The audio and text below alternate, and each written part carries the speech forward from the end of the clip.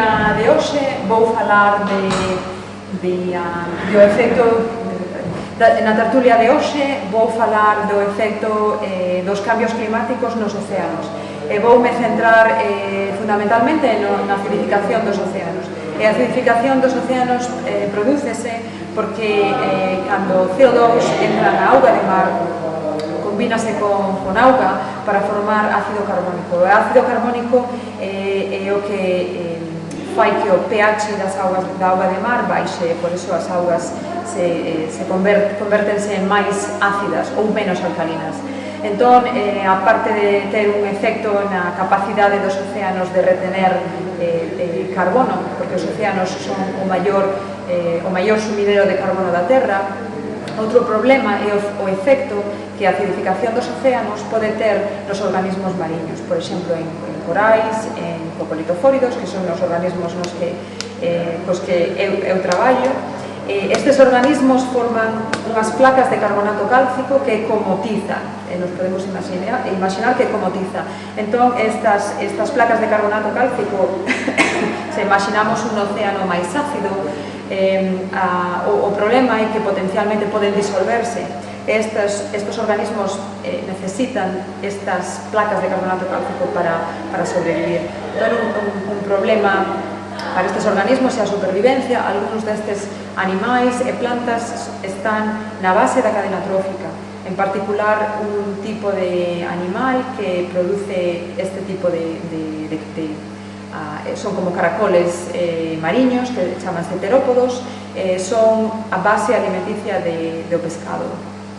Entón, un problema que se prevé para o futuro é a disminución das poblacións destes animais, que poden ter un efecto significativo nas poblacións de pescado, de peces. Se pensamos que a población do sureste asiático, do noroeste europeo, depende da pesca, ou aproximadamente un 20 ou 25% da proteína na dieta destes países, nestes continentes, é dependiente exclusivamente dos océanos, é un problema moi importante. Entón, temos o problema químico da capacidade dos océanos de continuar absorbiendo dióxido de carbono, o problema ecolóxico, o futuro destes organismos nun océano cunha química diferente, e despois o problema potencialmente económico do peixe, das poblacións que dependen da pesca, fundamentalmente as costeiras. Finalmente, na tertulia, termino cun referente polar, porque o CO2 disolve máis en augas frías. Entón, según vai os polos, o Ártico ou a Antártida, a concentración de CO2 na auga é moito máis elevada. E, polo tanto, estas partes do globo son máis susceptibles ao efecto da acidificación dos océanos. Daquela eu estive no Ártico fai uns meses, en outubro do ano pasado, estive facendo experimentos con terópodos, que son estes caracoles mariños que son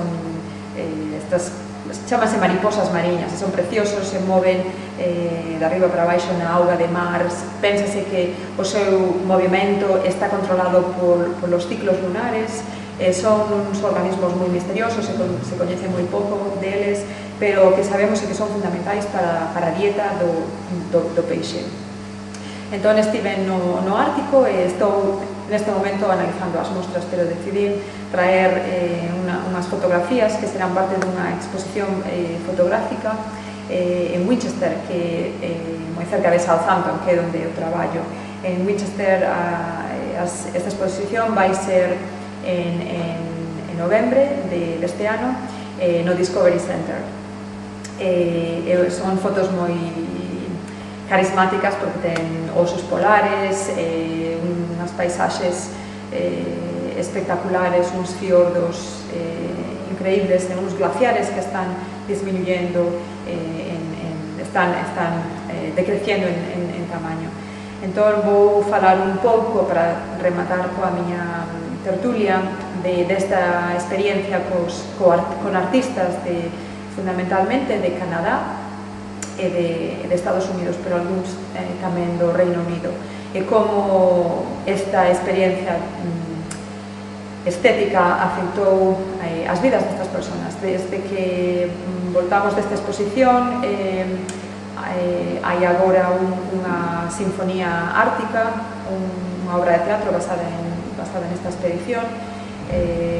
Vou facer unha exposición en París co director artístico desta expedición, David Buckland. Espero que as preguntas, o debate despois da charla sea interesante. Gracias.